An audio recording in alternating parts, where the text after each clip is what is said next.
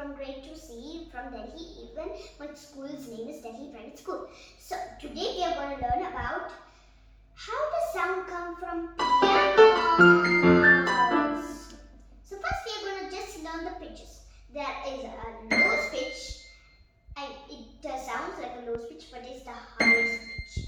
This is the highest pitch. This side. Come take a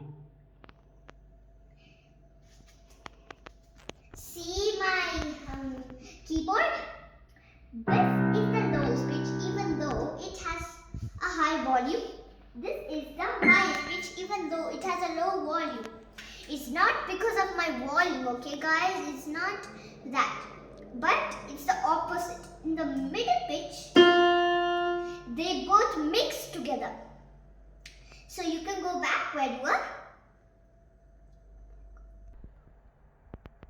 When someone presses a key, the hammer strikes the strings or strings, and strings vibrate, making a musical tone.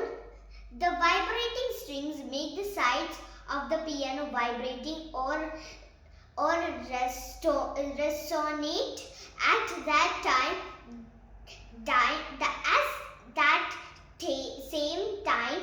Frequency strings of vibration, which makes the sound louder. So this is the sound louder and this is the sound lower, but they are both opposite pitches.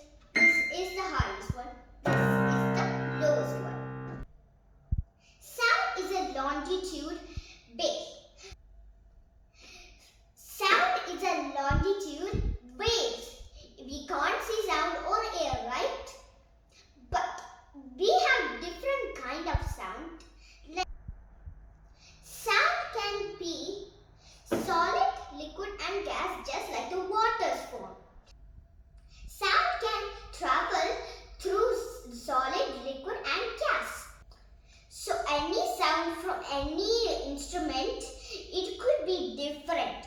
Like a guitar, it has another strings of different sounds. Like going to the lowest pitch to the highest pitch.